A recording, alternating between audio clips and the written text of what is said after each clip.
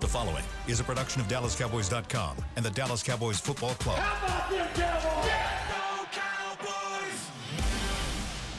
This is the DallasCowboys.com Draft Show. Your war room for insider news and draft analysis from deep within the confines of Cowboys headquarters at the Star in Frisco. Now, your hosts, Vach Lombardi, Nick Harris, Bobby Belt, Tommy Yarrish, and Kyle Youmans. Today is February 25th, 2026, and we are 57 days away from the NFL Draft in Pittsburgh, Pennsylvania. Welcome to Radio Row, home to the 2026 NFL Scouting Combine. We are live in Indianapolis, Indiana, alongside Nick Harris and Tommy Yarrish. I'm Kyle Youmans. This is the Draft Show presented by Miller Lite, the only beer of the Dallas Cowboys. And gentlemen, it is so good to be back in Indianapolis. It was windy. It was cold. Walking into the convention center today, I know you guys have been here for a couple of days, bundled up as much as you can, but I feel like the information is flying around just as much as the trash is in the wind when you're walking out on the streets. Yeah, this is the busiest week on the NFL calendar, and this week has been no different. Whether it be chatter, buzz going on around the league, or specifically with the Dallas Cowboys, there's a lot to discuss here this week, even halfway through the NFL Combine. Not even halfway. The on-field workouts haven't even started yet. There's still a lot to unpack here in Indianapolis. Yeah, absolutely, and that's what makes it the best week of the year, right? It's a lot of fun to catch up with everybody. It's a convention for football. It's a football convention, and everybody's catching up with one another after spending years apart. And this is where guys connect with coaches, and you end up seeing guys on coaching staffs down the line because of conversations that are had here, or you end up seeing players that teams sign down the line because of the evaluations that they made here. So much that goes into this, not just for now, but for years down the line as well, and that's what makes it a lot of fun. Yeah, it really is one of the best weeks of the campaign, and One, it's good for myself to be back here because it's been since 2023 that I've been back in the Indiana Convention Center, and really excited to be here. It's one of my favorite trips of the entire season. And I think when you look at this year and this offseason specifically, there's already a buzz just around the fact that Dallas has the 2 first-round picks. There's a lot of intrigue in the new coaching staff. There's a lot of hope with what the offense did in 2025 to what the defense could become under Christian Parker in 2026. And then not to mention there's a little of worry kind of mixed in between all of that because you want to see a step forward, but you don't have any day 2 picks, and there's a lot of specific types of prospects that at least draft fans and Cowboys fans are looking at day 1 and day 3, specifically trying to leave out day 2. But we did get to learn a lot here in day 1 of interviews. The media portion behind us opened up today. The linebackers, defensive ends, some interior defensive linemen talking on the podium. And, Nick, there were a lot of names flying around in terms of formal interviews with the Combine, or with the Cowboys at the Combine, which they can have 45 of those max formal. They can have as many informal as they possibly can, but that's like speed dating. Can you talk through the process that is the formal interviews and then the informal side of things as we get closer into the week? Yeah, so I'll start with the informal meeting. That's probably the easiest one to explain. It could be as simple as bumping into an assistant coach at the airport or in the hotel lobby, or in an elevator together, just exchanging, hey, how you doing? How's this week been? Blah, blah. Informal meetings are literally just as such. Informal, not planned, just kind of on the go as you move around Indianapolis.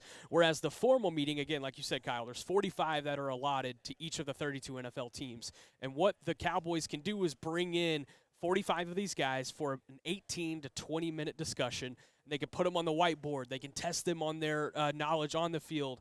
Brian Schottenheimer will probably ask some questions about their off-the-field personality. They'll meet Christian Parker. They'll meet their position coach. The scouting department will be in that room as well, and everybody will be evaluating how each player takes the barrage of questions, because the goal is to make them uncomfortable in those settings and see how they respond to it. I think back to the last couple of years, each of the last 2 years, the Cowboys have had their first-round pick be a formal meeting. Tyler Guyton back in 2024, and then Tyler Booker in 2025. And even going back to Guyton's formal meeting, it wasn't perfect. It was good, but it wasn't a perfect formal meeting. I remember hearing about that afterward. But he had shown some things in that meeting that they were like, man, we can't wait to work with that guy. And it worked out for him. And then Tyler Booker, you saw in that introductory press conference right after he was drafted how mentally crazy he was in a good way. I say that respectfully.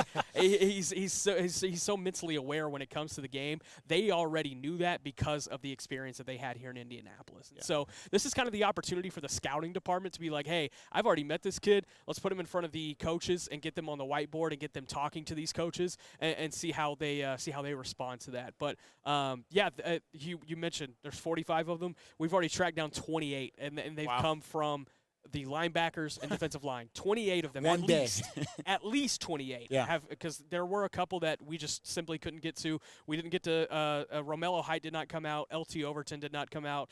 There were a couple of others that Derek Moore, there were a couple that we missed. But overall, at least well over half are coming in that front seven. That shows you how many resources the Cowboys are dedicating to the front seven here at the Combine. And keep in mind, they haven't even done corners and safeties yet. Yeah. And you think about those two being a position of need for Dallas going forward too. So if we're at 28 right now and you've got 45, forgive me, I'm not good at math. How many more is that? 17. Like 17? Yeah. So you got 17 guys left to bring in for formal interviews, 2 more positions of I got a journalism degree, not a math degree. No, I'm just saying. I'm here to play football, not school, all right? All right, sounds good.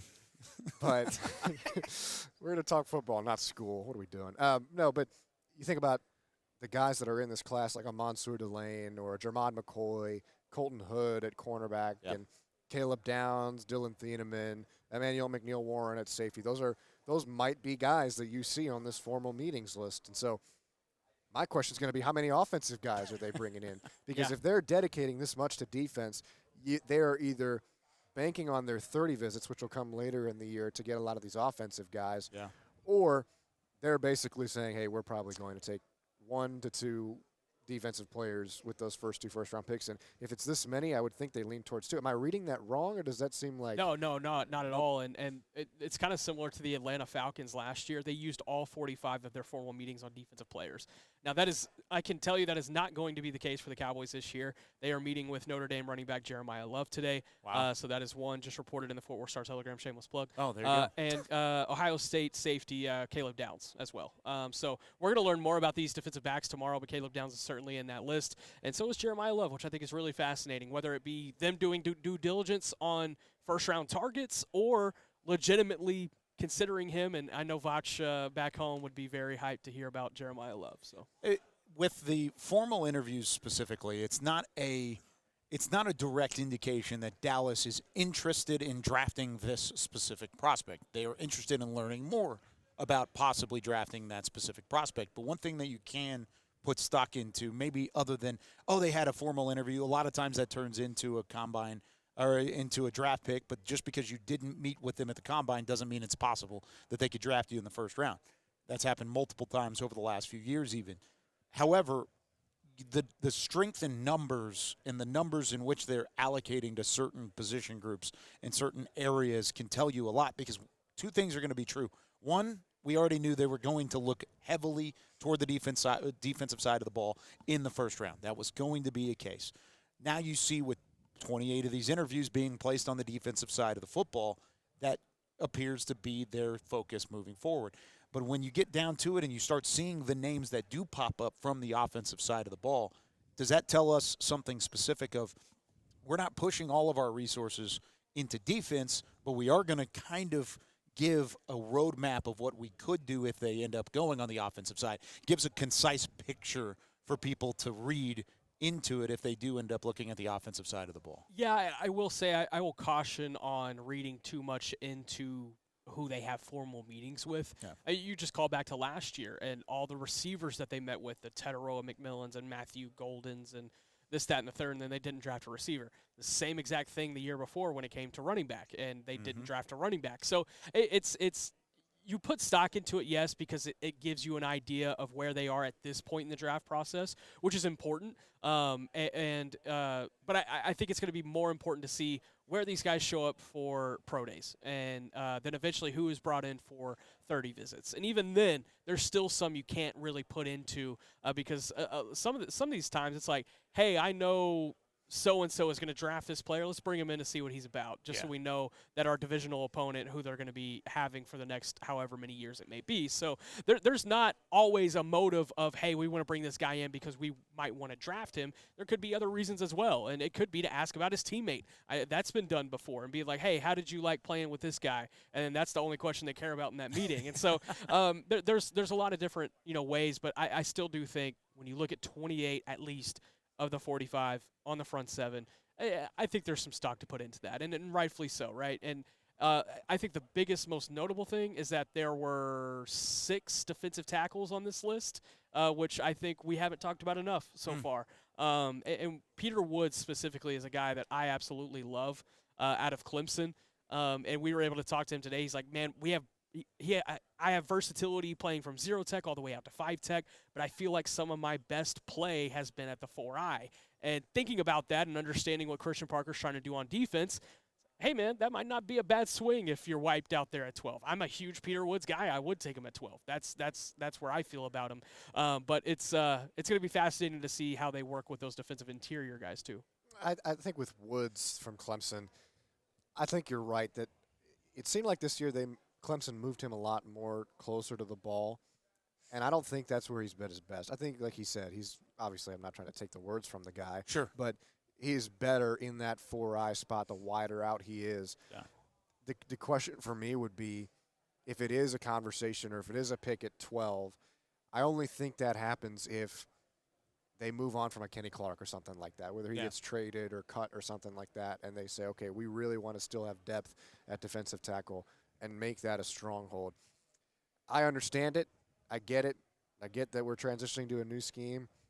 I think you can make things work with the guys that you've got, and I think that there are other positions that this team needs more than defensive tackle. So this might be one of those things where, again, it's guys who you never know really for a certain fact how things are going to pan out. And how many former first-round picks did Dallas take this past year in the offseason?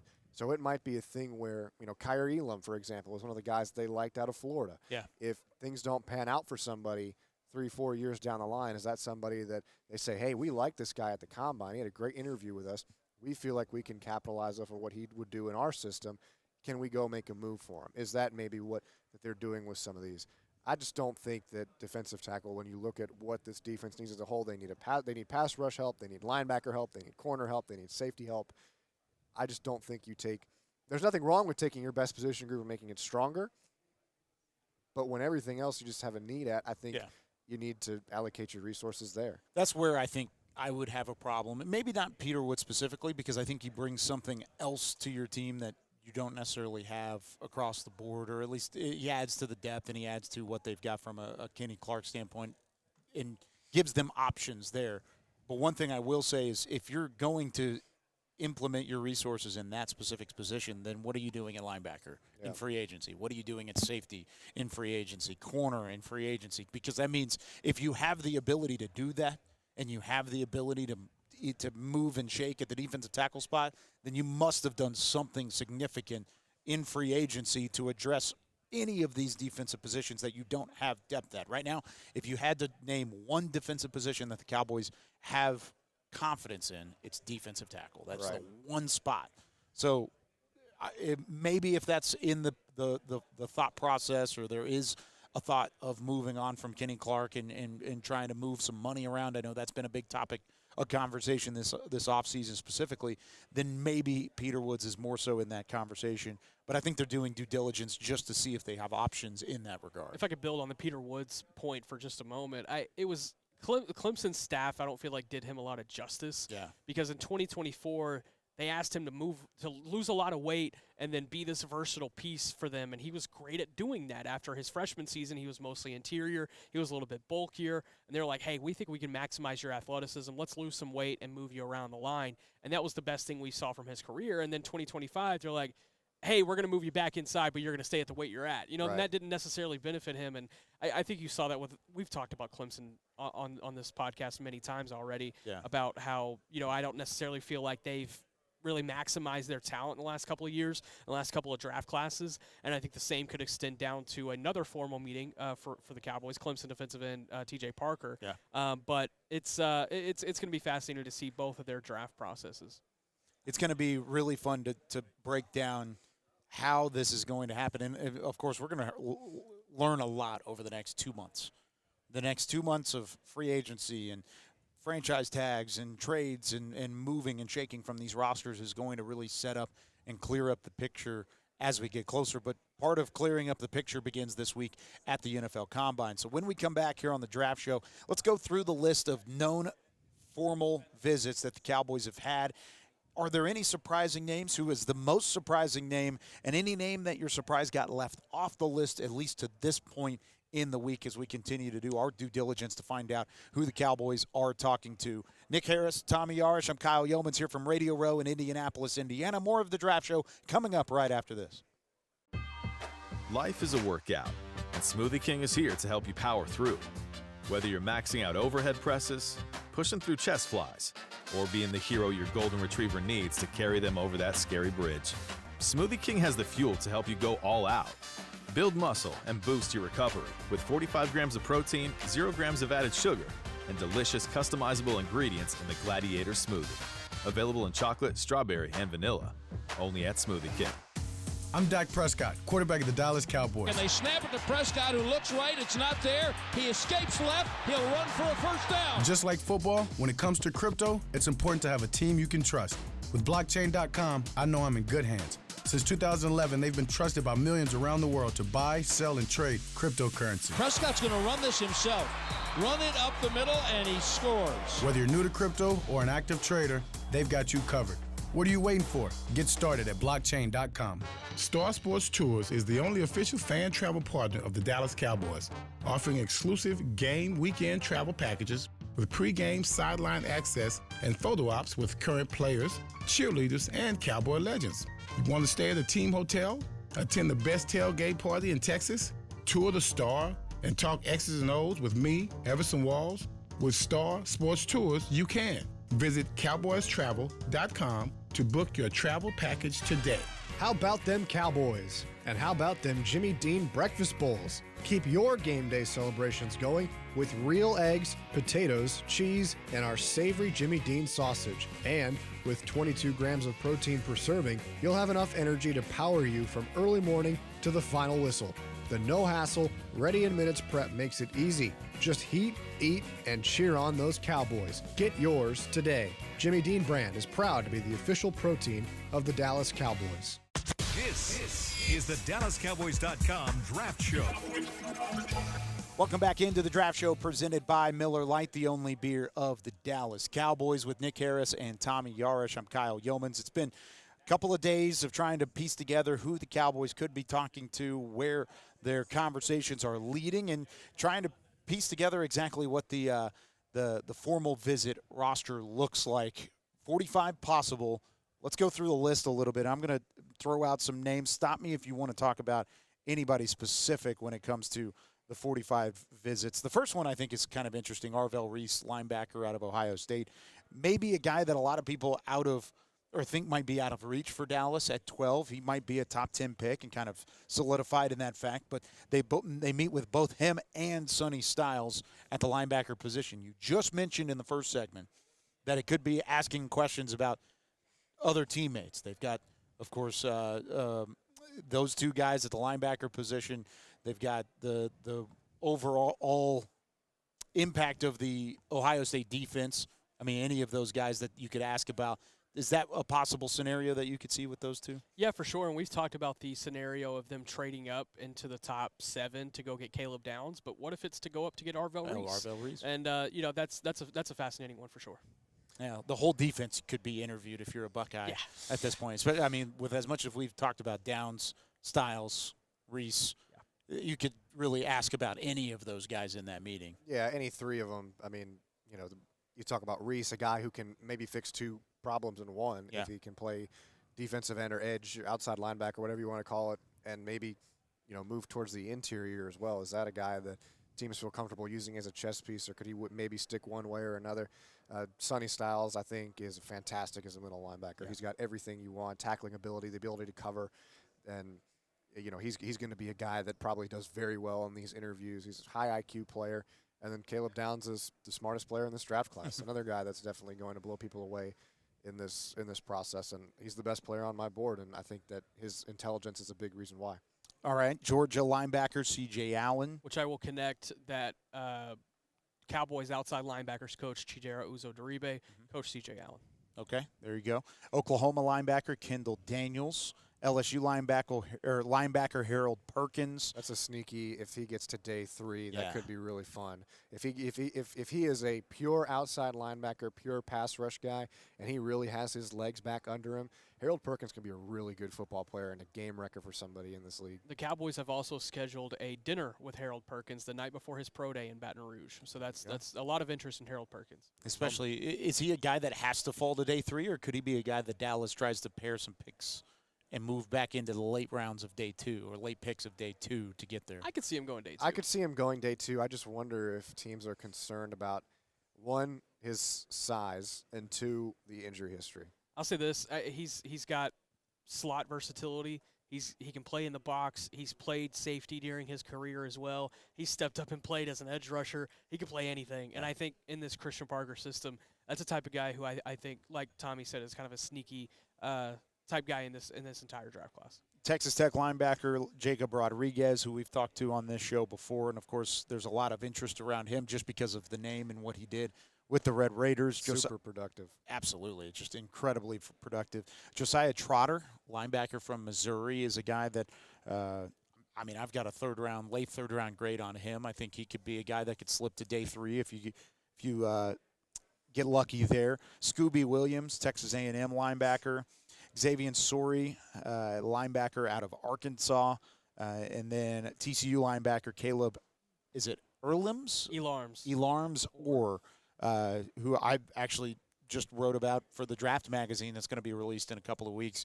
I had him as a Cowboys fit day 3 as a possibility. So seeing his name pop up was encouraging, because I think he's that off-ball linebacker that you kind of need, 6'2", 230, rangy, got some speed to him.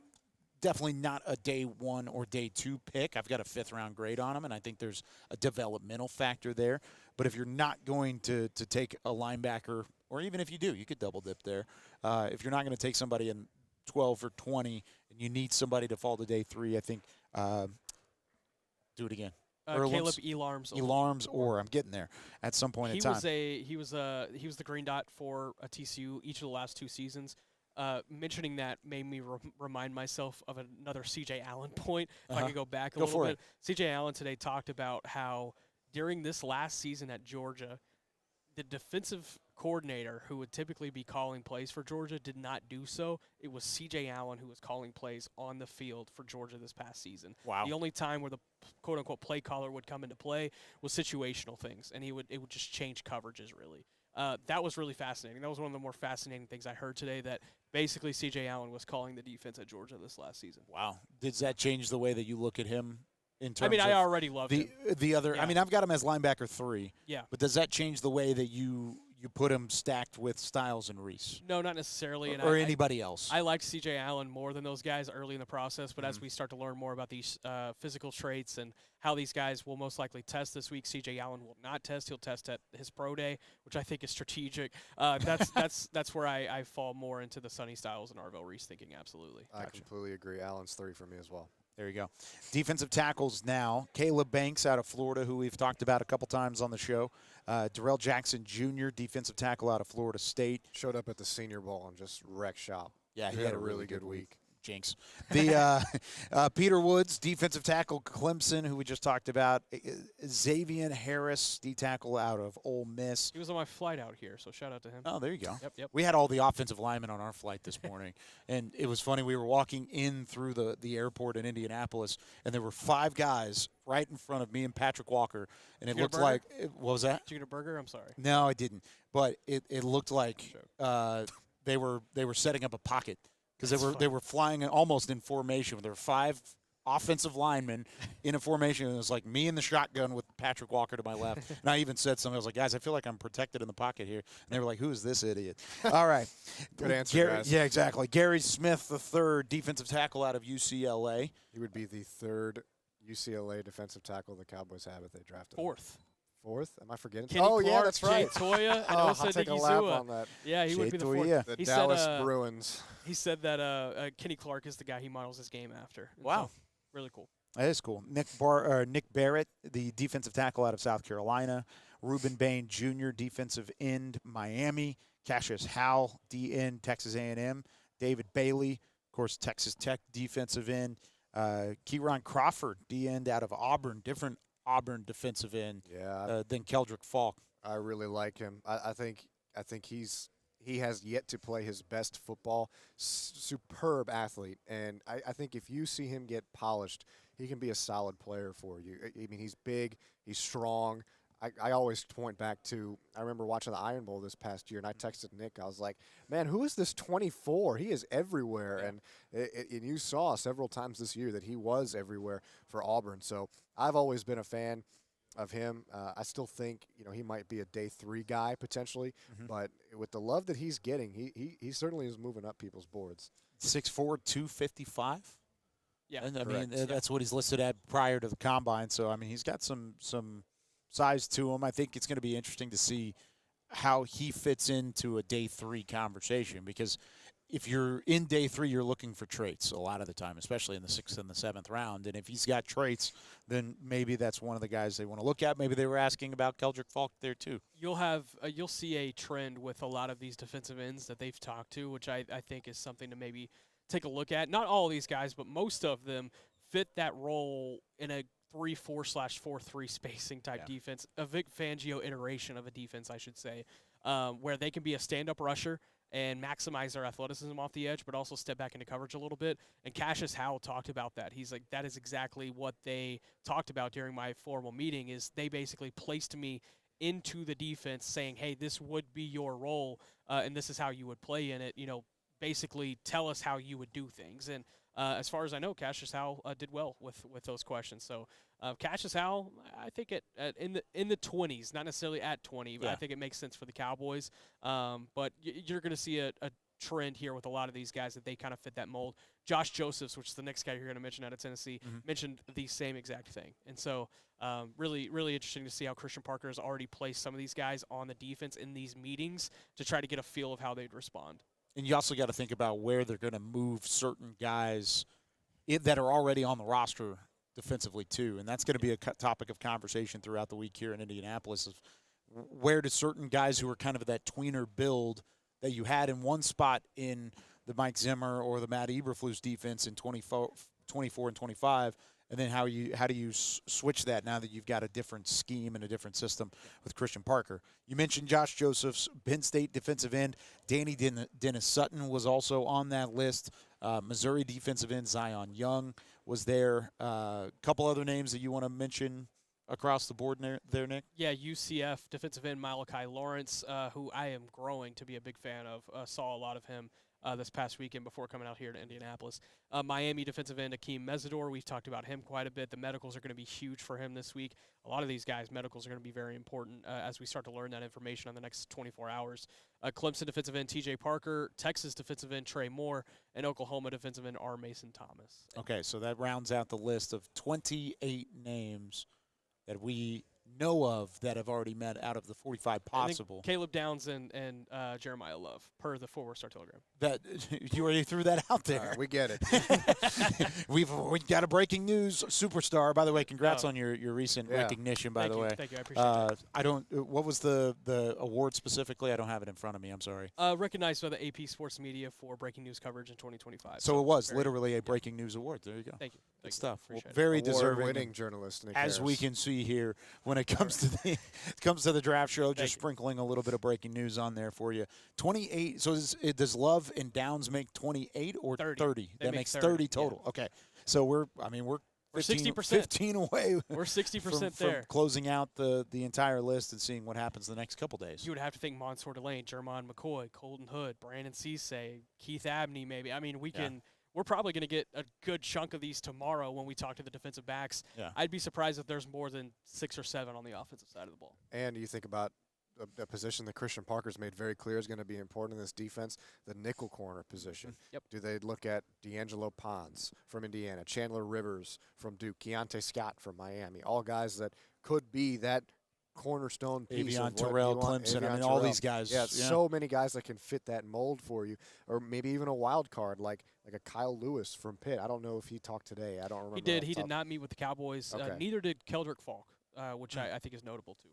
And you mentioned there you said 6 or 7 on the offensive side, but with all the names that we just rattled off, that would be closer to the 15 left that they have across the board. Do you feel like 6 or 7 might be high from an offensive perspective? Yeah, maybe I'm overshooting a little bit.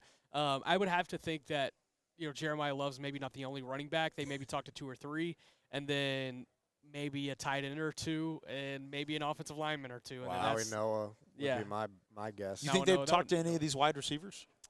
That's a fascinating conversation. Casey Concepcion said today that he's met with 23 teams. Wow. So I'm fascinated to hear from him. I think that will be on Friday. Okay.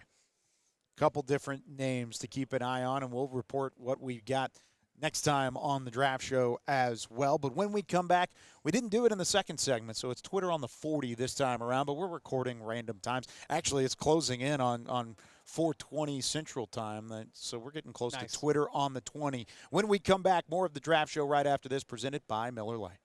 Cowboys fans, when it comes to navigating the ever-changing world of tax, your business needs a partner it can trust to tackle even your biggest tax challenges. Ryan is the largest firm in the world dedicated exclusively to business taxes. Our team of tax professionals has local expertise in all areas of tax and can help you uncover savings opportunities you didn't know you had. Learn more about how Ryan can improve your overall corporate tax performance by visiting Ryan.com. Ryan, the official tax partner of the Dallas Cowboys. Life is a workout, and Smoothie King is here to help you power through. Whether you're maxing out overhead presses, pushing through chest flies, or being the hero your golden retriever needs to carry them over that scary bridge, Smoothie King has the fuel to help you go all out. Build muscle and boost your recovery with 45 grams of protein, 0 grams of added sugar, and delicious customizable ingredients in the Gladiator Smoothie. Available in chocolate, strawberry, and vanilla. Only at Smoothie King. How about them Cowboys? And how about them Jimmy Dean breakfast bowls? Keep your game day celebrations going with real eggs, potatoes, cheese, and our savory Jimmy Dean sausage. And with 22 grams of protein per serving, you'll have enough energy to power you from early morning to the final whistle. The no-hassle, ready-in-minutes prep makes it easy. Just heat, eat, and cheer on those Cowboys. Get yours today. Jimmy Dean brand is proud to be the official protein of the Dallas Cowboys. I'm Dak Prescott, quarterback of the Dallas Cowboys. And they snap it to Prescott, who looks right. It's not there. He escapes left. He'll run for a first down. Just like football, when it comes to crypto, it's important to have a team you can trust. With blockchain.com, I know I'm in good hands. Since 2011, they've been trusted by millions around the world to buy, sell, and trade cryptocurrency. Prescott's going to run this himself. Run it up the middle, and he scores. Whether you're new to crypto or an active trader, they've got you covered. What are you waiting for? Get started at blockchain.com. This is the DallasCowboys.com Draft Show. Final segment here on the Draft Show. It is a Wednesday from Radio Row in Indianapolis, Indiana. Back with Nick Harris. I almost said superstar Nick Harris. And we've got Tommy Yarrish down at the end of the you're a superstar too. Yeah, honestly, and I'm not even saying this just because we're on the show or whatever. You guys have done a phenomenal job keeping me up to date as I was getting ready to come out here. So I know everybody at home really appreciates all the hard work that you guys have put in. This is a long week for those that may not know at home. There's not a lot of sleep. There's a lot of conversations. There's a lot of walking back and forth between hotel to restaurant to information, wherever that may be. This is a long week, and it's a tiring one. So appreciate you guys and everything that y'all do. And I'm honored to even be up here sitting next to you for another year of the Combine. This segment is brought to you by your Texas Ford dealers. Ford is the best in Texas. By the way, the offseason is the perfect time to upgrade your Cowboys wardrobe and get ready for the season. Find new fits and fresh styles at a pro shop near you or shop online at shop.dallascowboys.com, a Fanatics experience. So now we get into a little Twitter on the 20. Twitter on the 20. It was good. All right, Styles. This is coming from G, by the way. Styles What's up, G? and Delane are both available at 12. Who's the pick between those two possible guys? And then I've got a second part of the question there at 20. So we'll start with Styles out of Ohio State or Mansour Delane out of LSU. You ready to say it at the same time? Ready? Yep. 1, 2, 3. Styles. Sonny Styles. Yeah, easily. it's done. Yeah. Easily. So, okay, so Yeah, moving that's on. I love Delane. I will say, I love that's- Mansour Delane. Yeah, I he's do. great. I will say, though, I'm very curious to see how Mansour Delane tests this week. That's going to be huge for him. If he goes 4.45, cool. I think he might go 4.5s, and I think that slips him. And we might be talking more about Mansour Delane at 20 rather than 12 here pretty soon. That would be I think that'd be the a Cowboys one-two might be- punch. Look, Yeah, look, that'd be I- awesome. They might be hoping he runs a 4.7 or something. He's not necessarily your prototypical build. He's 5'11", not the longest arms in the world, but you turn on the tape. That's one of those where I'm just like, I trust the tape. I'm good with this player. He's a damn good football player. Yep. So, keeping in mind that could be a possibility, and I would be ecstatic if you give Mansour Delane at 20. I think that would be a home run Are selection. you almost rooting for him to go 4.5s at this point? As a Cowboys fan, yes. Okay. As Interesting. an NFL draft aficionado and somebody that loves to watch the draft and watch these prospects have a good time and make money, then I would rather him run a better 40. Absolutely. But if you're saying that he could wear that more likely at 20, then it would be if he runs a 4.4, then I'm good with a 4.5. All right. Second part of that question from G is let's talk about similar situation, but at 20, both C.J. Allen out of Georgia and then Brandon Cisse out of South Carolina are available at 20. Who's the pick there? And I'm interested in Tommy here because I know Cisse's been on your board from the beginning. You've been really high on Brandon Cisse. Is it enough to overtake C.J. Allen? It depends what they do at 12, because obviously if they take the linebacker at 12, Sure. then you take Cisse. My pick of the two would be Allen. I have Allen higher. I think that and that's not even including what Nick brought up earlier in the show of this guy was calling Georgia's defense, not just any defense. It's really cool. Georgia's defense for a majority of the season. I think he's super smart. He's instinctual. He might not blow anybody away with his athletic testing this week, but it's another one of those turn on the tape and you just – what, did I say something? No, somebody was doing something funny Okay, over here. it's like you turn on the tape and you realize that this guy's not going to make many mistakes. He's a smart player. He's going to be in the right place at the right time, and that's why I have him high. I think Cisse has all the physical tools, and he's not played his best football yet, but he's going to need a little bit of development and some sharpening to what he's got. Yeah, I'm taking C.J. Allen as well. And it's the instincts and the smarts in the middle of the field. It's a guy that you can bring in day one, and he could be that communicator for you. Yeah, I'm right there with you. And it's not a large gap. I think I would consider Cisse at 20, but if you're telling me he's the best name on the board, then it was one of the worst case scenarios for Dallas between 12 and 20 that wipes out almost all the defensive names, because I do have a significant number of names that are available. I still think he's a great player. High second-round pick on my board, but I don't think he's going to be a top 20 player on my board at the end of the day. JD wants to know what position on defense stretches the best to possibly get a starter at pick 112. 112. 112. So into day 3. Safety. Could be that position? Yeah, I lean also to linebacker a little bit, but if you look at the data of day 3 safeties that have been taken over the course of the past half decade to decade, you've seen more starters immediately from the safety position. So I'm going to lean on the data a little bit when I'm comparing safety and linebacker here, but there's some really intriguing safeties throughout this draft, but I could also make a case for linebacker. You seen the meme where it's like, man, I can't wait to watch football, and it's just in like an Excel spreadsheet? Yes. That's what came to mind when you said, I'm going to lean on the data here. I'm gonna go linebacker. Not that safety's a wrong answer or that Nick's a nerd, but I think that I think this linebacker group is deep. And are you going to get a top tier starter on day 3 at linebacker? I don't think so, but I think you're going to get a serviceable player for you that can be on the field defensively but can also contribute on special teams. Yeah. This is from Point After Football. Low point after football. Yeah, there you go. He wants to know, and we kind of talked about this a little bit in the first segment, but I want to specify a bit here. On the list of formal meetings, what are the biggest and most surprising trends that you see that we've kind of uncovered so far out of the first 30 names? Yeah, the amount of defensive tackles is certainly notable.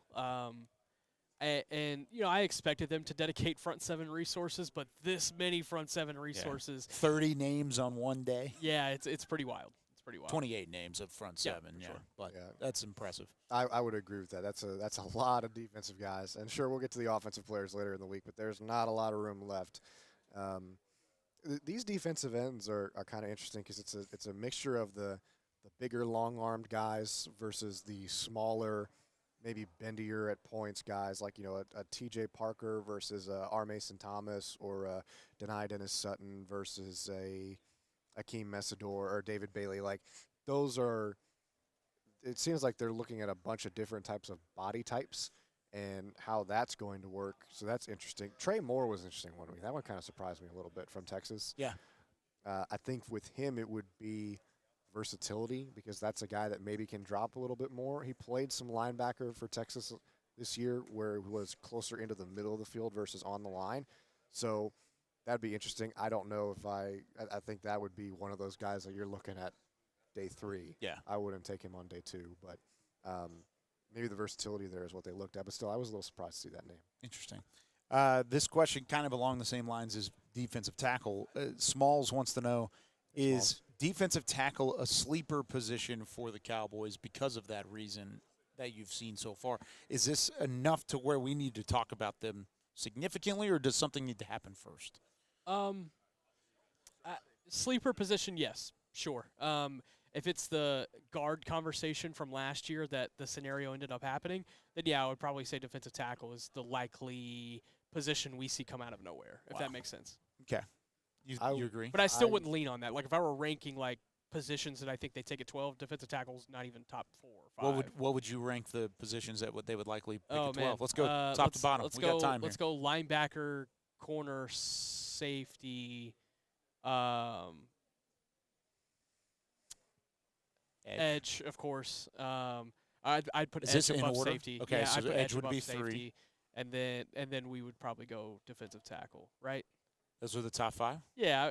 You would have defensive tackle before any offensive position? Correct, yeah. Wow. Is this what they would prefer happen, or no? what is likely? I guess likely. I would say corner, linebacker. Or I'm sorry, linebacker, corner, edge, safety. I would have put offensive tackle. I think over I would put it defensive there tackle. too. Yeah. Okay. If Maui Noah from Miami or maybe Fano from Utah is there, and they are completely trapped defensively, everybody they wanted is gone, and they've got no first-round grades left, I would wonder if maybe one of those tackles is on their mind, or if they really try to hope the phone rings and parachute out. I'm interested to see what fans out there think. Rank your top 5 most likely position groups that the Cowboys could address at 12 and 20. Just tweet at us, at Tommy Yarrish, at Nick Harris, at Kyle Youmans. Tweet at us because I'm interested to see what everybody's thinking in that regard. So in terms of Twitter on the 20, that's all we've got from questions on this episode. We'll have more Twitter on the 20 opportunities as we go through the week. We'll be back tomorrow and Friday for a couple extra shows. And, yes, Bobby Belt is here. We will have Bobby on the show at some point in time, and we're going to kind of work around everybody's schedules. It's a busy week, and Nick can attest to this. I mean, you guys basically touched down a couple of days ago, and you haven't stopped working since then. And then Tommy comes in the day after. You haven't stopped working since then. And then even me getting here today, I haven't even been to the hotel room yet. My bag is sitting right there from the airport that we had initially, and it's got a tripod on top of it because that's the type of week that it is here in Indianapolis. What are you most looking forward to as the week goes on, as we wrap up this first edition of the Draft Show? I'm curious to see what happens behind the scenes, not draft related, when it comes to the Cowboys. The Cowboys are meeting with a lot of agents and representation this week. Curious to see what comes out of a lot of those, specifically George Pickens and Brandon Aubrey. I would say what Brian Schottenheimer's got to say at the podium on Thursday. Yeah. If we get Jerry Jones later this week, a lot to unpack there. The Aubrey situation is getting fascinating, and Pickens has always been fascinating. So I'm looking forward to Brian Schottenheimer tomorrow. Yeah. And, Tommy, you, me, Nicole Hutchison, and Patrick Nosey-Walker got a chance to catch up with some of the Cowboys position coaches, too. Some of the new position coaches, and we got some one-on-ones that are available on DallasCowboys.com. If it's not available at the same time as the draft show, specifically, it will be available Just wait on it. throughout the week. So what did you pull out of any of those conversations that you really enjoyed hearing about? Oh, well, I think, first of all, a lot of these guys getting to learn what kind of players they are looking for. And sure, it's going to be ultimately what Christian Parker, Brian Schottenheimer, and the higher-ups, I quote-unquote want to say, but it's not like these position coaches don't have any input on what they are looking for in players for their position group. So Marcus Dixon today was fantastic, the former Cowboys defensive tackle, and he was also a coach for a year before, too. Now he's back for his third go-around with the Cowboys, and his insight on what he's looking for at defensive tackle was fantastic. Derek Ansley, the defensive pass game coordinator and defensive backs coach, what are they looking for at corner? Physical guys who are tough and can get after it every single rep. So it is great insight on what kind of coaches they are, the teaching style they've got, what kind of players they're looking for, how they're working around and with Christian Parker to build this defense. So check those out over on DallasCowboys.com. It's going to be a lot of good insight for fans. Yeah, really excited for everybody to see that. And, of course, follow Nick Harris on the Fort Worth Star-Telegram, everything he's got coming out this week. It'll keep you up to date with everything going on in Indianapolis. Once again, the draft show 57 days away from the NFL draft in Pittsburgh, Pennsylvania. We'll be back tomorrow. Hope to see you there. For Nick Harris, Tommy Yarrish, Alex Lilly behind the camera, Chris Beam back at the Star in Frisco. I'm Kyle Youmans saying so long from the draft show. We will see you next time. This has been a production of DallasCowboys.com and the Dallas Cowboys Football Club. How about this, Cowboys? Yeah!